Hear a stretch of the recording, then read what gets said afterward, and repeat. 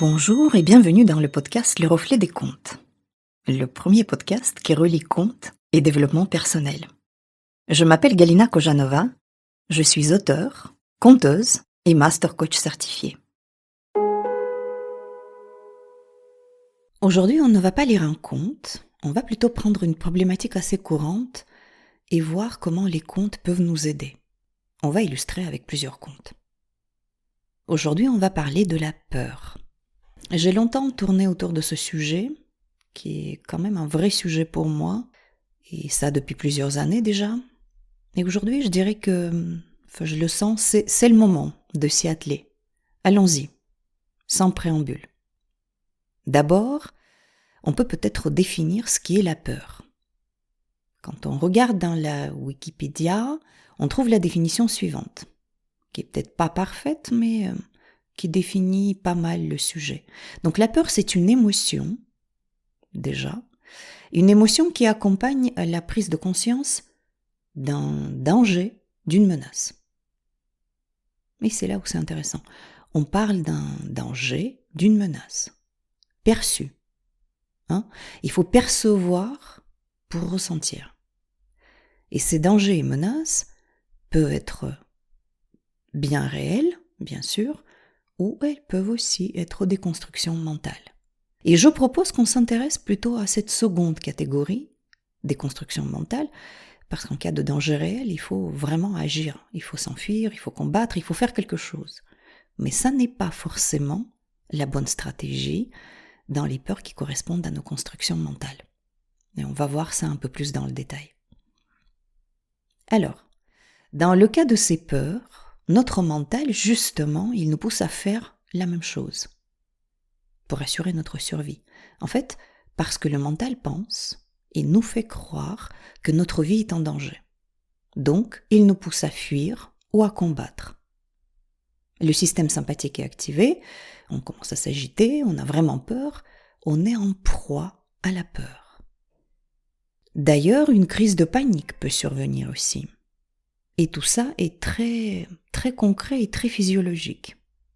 Alors, dans une crise de panique, on croit, en fait, on sent qu'on va mourir.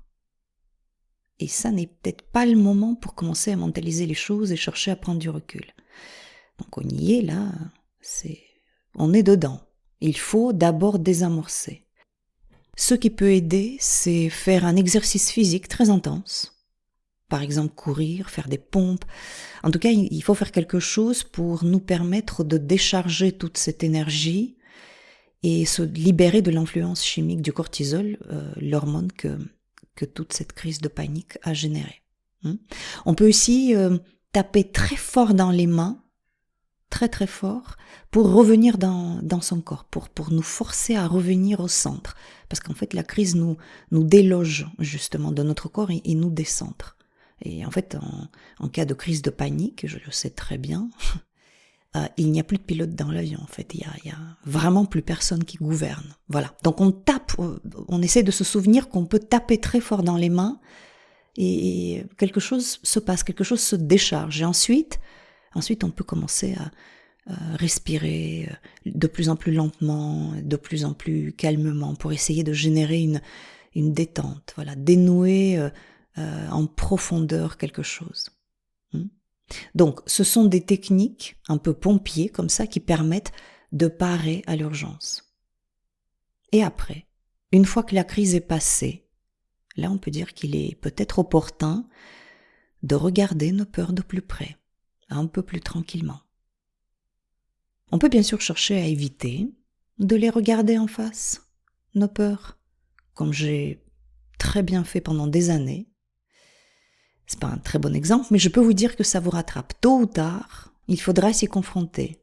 Et il vaut mieux le faire plus tôt que plus tard, pour être libéré au plus vite. Il s'agit de se poser avec soi-même, déjà, mais ce sera très très inconfortable, il faut le savoir. Mais c'est un choix qu'on fait. Il faut du courage aussi pour faire ça, pour aller affronter nos peurs. Parce que pour le faire, et là on rentre un peu dans le monde symbolique, il faut descendre quelque part dans les ténèbres, dans le monde souterrain du dieu Hadès. le dieu des enfers, et voir ce qu'on n'a pas envie de voir. Alors, quand on décide de faire ce voyage, on peut aussi se sentir seul. Et c'est là que les contes nous viennent en aide pour nous dire justement non, non, non. Malgré ce qu'on pense, on n'est pas seul. Tous les héros sont confrontés à la peur et tous vont la dépasser. Donc nous aussi. Il n'y a pas de raison qu'on ne soit pas capable de faire ça. Alors, que nous disent les contes au sujet de la peur ? Plein de choses. Déjà, c'est de toute façon le sujet central dans les contes. Dans tous les contes. La peur de l'inconnu, la peur de la sorcière, la peur du dragon, la peur du diable, la peur de la mort. Et on va regarder tout ça de plus près, en illustrant avec quelques contes. La première chose, le postulat de départ, c'est que la peur ne doit pas être évitée. Dans les contes de fées, on n'évite pas la peur. La peur, ça se confronte. Voilà. On l'a dit déjà un peu plus tôt, et puis on le répétera jamais assez. Il faut vraiment la regarder en face, et même lui parler. Je dirais même plus loin, vraiment entrer en contact. Tiens, on va prendre le conte Vasilis la très belle. À un moment donné du conte, la belle famille de Vasilis l'envoie toute seule dans la forêt pour aller chercher du feu chez la redoutable sorcière Baba Yaga. En fait, sa belle famille cherche tout simplement à se débarrasser d'elle. Vasilis n'est même pas sûre qu'elle puisse revenir vivante de ce voyage. Là déjà, c'est un premier message pour nous montrer que tu as peur de quelque chose, alors justement, vas-y, sors de chez toi, va au-devant. Vasilis tremble comme une feuille, mais il y va. Et une fois devant Baba Yaga, devant sa peur, elle ne se démonte pas, elle lui parle. Et là, je te propose d'écouter un extrait du conte.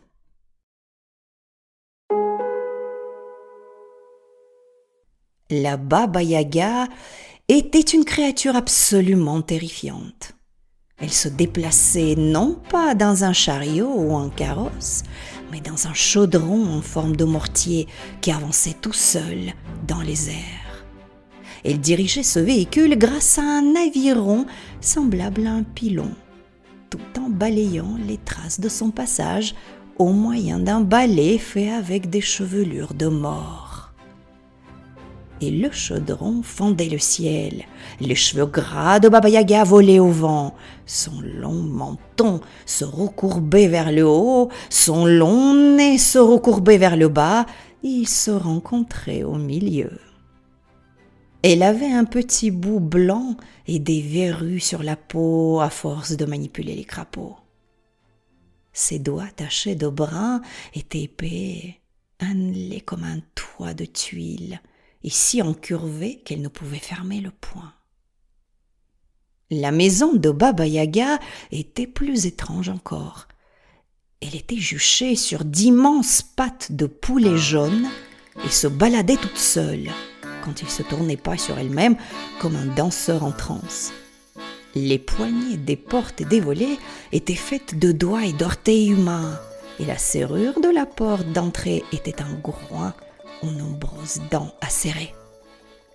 Vasilissa consulta sa poupée et demanda « Est-ce là la maison que nous cherchons ?» Et la poupée répondit à sa manière « Oui, c'est bien ce que nous cherchons. » Avant que Vasilissa n'ait fait un pas de plus, Baba Yaga fondit sur elle avec son chaudron en hurlant « Qu'est-ce que tu veux ?» La jeune fille trembla. « Grand-mère, je viens chercher du feu. Ma maison est toute froide, les miens vont mourir, j'ai besoin de feu. » Baba Yaga dit d'une voix cassante « Ah oui, je te connais, et je connais les tiens. Eh bien, inutile enfant, tu as laissé le feu s'éteindre. C'est trop bien mal avisé. Par-dessus le marché, pourquoi crois-tu que je vais te donner la flamme ?» Vasilissa consulta sa poupée et se hâta de répondre. « Parce que je te le demande. » Baba Yaga ronronna. « Tu as de la chance. C'est la bonne réponse. » Et Vassilissa se sentit très chanceuse d'avoir fourni la bonne réponse. Baba Yaga menaça.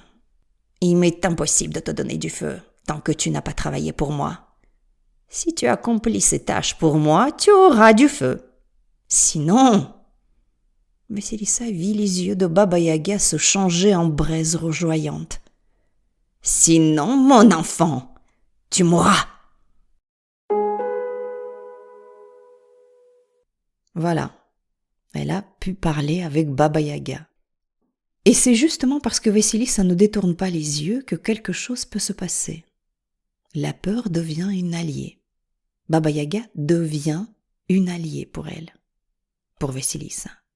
Et elle va donner à la jeune fille ce feu, ce courage, autrement dit, cette clairvoyance qu'elle n'aurait jamais pu acquérir si elle n'était pas sortie dans la forêt. Et oui, lorsqu'on est capable de parler avec sa peur, capable de l'écouter, entendre ce qu'elle a à nous dire, se rendre à elle, dans le sens lâcher prise, se décrisper devant cette peur irrationnelle, alors elle va nous révéler des trucs. On va même beaucoup apprendre ou réapprendre sur soi, et notamment sur ce qui nous met dans ces états. Sur les peurs et les blessures de notre enfance, par exemple, qu'on n'a pas encore adressées, etc. Voilà, donc ça c'était, je dirais, la première clé, le premier précepte. La seconde clé, qui n'est peut-être pas dans cet ordre-là, en fait il n'y a pas vraiment d'ordre, une autre clé, on va dire, pour comprendre la peur, est que souvent derrière nos peurs, il y a le contrôle. On veut contrôler notre vie. On veut contrôler les choses, les situations, les résultats. L'inconnu, en fait, nous fait peur. Et on veut garder la maîtrise sur les choses de notre vie. Quand et comment accepter le changement, ou même pas du tout l'accepter. Comment notre vie doit se dérouler, notre carrière aussi. On a peur que ça ne se passe pas comme on a planifié. Quand et comment tomber amoureux, surtout que ça ne change jamais, ne jamais être abandonné, jamais être rejeté, jamais tomber malade, jamais vieillir, jamais mourir, etc., etc. On veut contrôler. Et cette volonté de planifier et contrôler la vie, ça la contracte. Ça contracte la vie. Et cette contraction, cette crispation, génère encore plus d'angoisse et de peur. Il s'agit de reconnaître ça, reconnaître ce contrôle. Il y a encore un joli conte russe, La Reine Grenouille, dans lequel le méchant magicien, prénommé Kachey, qui ressemble d'ailleurs à un squelette, tu vois, la mort, là, tout crispé, tout contracté. Alors ce Kachey garde sa fille, une belle princesse, prisonnière dans son palais. Donc déjà, il contracte quelque chose, il emprisonne quelque chose. Donc lui, ce Kachey, c'est justement celui qui serre la vie comme dans un étau par son côté contrôlant, fermant, emprisonnant. Voilà. Notre peur va nous inviter à justement aller débusquer tous ces cachets dans notre vie, dans nos façons de faire. Aller chercher tous ces endroits où on contracte la vie, où on se crispe. Donc, on a des crises d'angoisse et de panique, c'est notre peur qui veut nous parler, veut nous dire quelque chose, nous montrer où la vie est contractée, réprimée, ankylosée, là où ça ne circule plus parce qu'on veut contrôler, prédire, prévoir, planifier, etc. On fait notre cachet. Mais en fait, la vie, elle n'est pas prévisible. On ne peut pas savoir les choses à l'avance. Intellectuellement, on accepte ça. On accepte ce postulat, mais par contre, quant à l'appliquer à la vraie vie, là c'est un peu plus difficile, parce qu'on veut quand même pouvoir planifier et contrôler.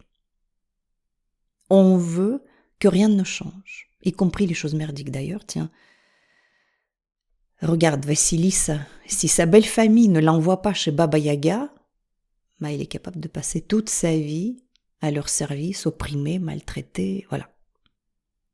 Donc, accepter de lâcher le contrôle, accepter que la vie bouge, la vie change, que la vie se transforme. Et la clé suivante, c'est que la peur nous demande aussi une très grande honnêteté avec nous-mêmes. Donc on a parlé de Le premier message, c'est affronter la peur, la regarder en face. Le second, c'est notre volonté de contrôler. Et là, on dit, il faut se mettre à nu. Il faut être très, très, très honnête. Et montrer ce qui n'est pas beau, à soi déjà. Il y a un conte des frères Grimm, assez méconnu, mais très joli, un conte très profond, qui s'appelle La jeune fille sans main. Bon, le titre peut déjà effrayer un peu, mais donc dans ce conte, le méchant c'est le diable, et il fait peur évidemment. Et le père de la jeune fille a vendu sa propre fille au diable par erreur, parce qu'il a été manipulé. Le diable, ça manipule. Et donc le diable dit qu'il va revenir pour lui prendre sa fille. Et là, on va écouter un passage qu'on analysera après.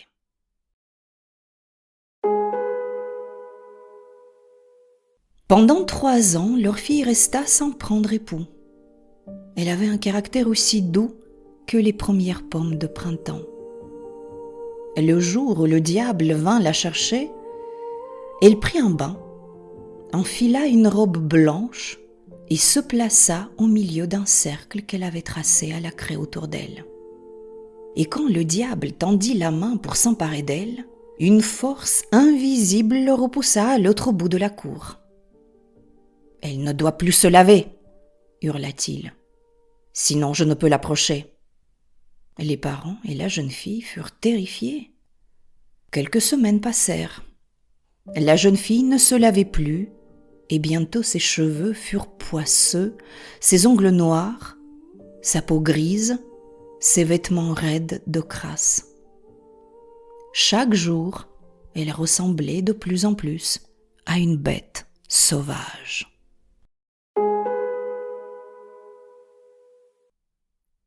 Voilà. Et le conte nous montre que cette pureté, cette innocence, le beau, le propre chez la jeune fille ne peut être la solution à la peur. La solution pour gérer la peur. Lorsqu'on accepte de se montrer tel qu'on est, sali par la vie, avec nos imperfections, nos blessures, le pas beau, c'est là que le voyage peut commencer. En fait, on ne peut pas demeurer toute sa vie propre, nette, comme ça, debout au milieu d'un cercle, comme la jeune fille dans le conte. Voilà, elle le fait au début pour se protéger du diable, mais ok, la protection fonctionne une fois, mais après ça, il faut passer à autre chose pour débloquer la vie. Et là, elle ne se lave plus, commence à ressembler à une bête sauvage, nous dit le conte. Mais c'est le passage obligé. Au sens figuré du terme, bien sûr, il ne s'agit pas de ne pas se laver dans la vraie vie. Donc la peur nous demande de nous mettre à nu, avec tout ce qu'il y a de pas beau chez nous, avec notre côté sauvage, certainement pas propre et bien comme il faut. C'est une exigence. Pas de faux semblant avec la peur. De quoi a peur cette petite fille ou ce petit garçon en nous? Qu'on l'abandonne? Que peut-être les autres le rejettent? On n'a pas envie de s'avouer ça. C'est pas très beau. Ça ne nous met pas en valeur. Tiens, on parle souvent de la peur de l'échec. Mais en fait, c'est une peur superficielle parce qu'elle cache autre chose, quelque chose de plus profond. Par exemple, la peur que les autres nous rejettent parce qu'ils verront en nous quelqu'un d'incapable ou faible ou que sais-je encore. Ou tiens, une autre peur superficielle qui nous fait apparaître plutôt assez beau, comme ça, propre. La peur du succès. On entend souvent d'ailleurs dans les podcasts des coachs américains comment dépasser notre peur du succès. Là encore, une peur superficielle, qu'est-ce qu'elle cache? C'est quoi la vraie chose derrière, la vraie blessure, la vraie peur? Mais ça cache peut-être que si j'ai du succès, mon conjoint va peut-être me retirer son amour et va m'abandonner parce qu'il veut ce succès pour lui-même. C'est la peur de l'abandon. Et c'est déjà un peu plus difficile à reconnaître. C'est bien plus joli de dire que, voilà, j'ai peur du succès. Bref, la peur, la vraie, nous invite à nous mettre à nu. Ça n'est que comme ça qu'on va pouvoir se libérer enfin de ces entraves. Et pour finir, la 4e clé, c'est de ne pas se laisser enfermer dans la peur. Ne pas créer le drama comme ça. La peur ne va pas se résoudre en un claquement de doigts, ça il faut le savoir. Elle ne va pas partir comme elle est venue en 2 secondes, c'est un travail. Elle sera peut-être d'ailleurs toujours là, tapie au fond de notre être. Et la vie continue. On va apprendre à faire avec, à vivre avec, à la gérer honorablement. Il n'y aura pas de miracle, ce sera un travail, c'est un chemin. Et pendant ce temps-là, on va continuer de vivre normalement, faire des choses, avancer, prendre des risques et affronter d'autres peurs. On ne va pas se cacher pour éviter qu'il nous arrive quelque chose. On ne va pas vivre au tapis comme ça au fond de sa maison. On ne va pas arrêter de vivre. J'ai envie de prendre ici comme illustration non pas un conte de fées traditionnel, mais plutôt Harry Potter, que la plupart des auditeurs connaissent, et le livre 4, je crois, ou 3, qui s'appelle Le prisonnier d'Azkaban. Dans ce tome, Harry va traverser toute une période où tout le monde va lui prédire sa mort. Il y aura plein de prédictions aussi sur le retour du méchant Voldemort, celui dont il ne faut pas prononcer le nom. Et Harry Potter va même voir des signes de la mort un peu dans le ciel, dans la forêt, dans la rue, partout. En fait, c'est le marasme. Et il a peur, évidemment. Et c'est aussi dans ce livre, en plus, il va devoir se confronter aux détraqueurs, des créatures effrayantes comme ça qui aspirent la vie des êtres vivants, qui aspirent leur joie, leurs espoirs. Voilà, c'est vraiment la peur incarnée, les détraqueurs. Ce sera terrifiant, ce sera dur, éprouvant, et au-delà de tout ça même.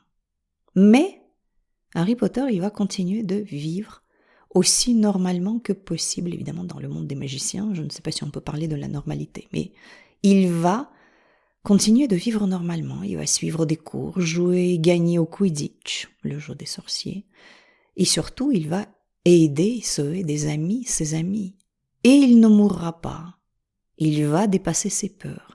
Il va apprendre comment se protéger des détraqueurs. Il va avancer dans la vie.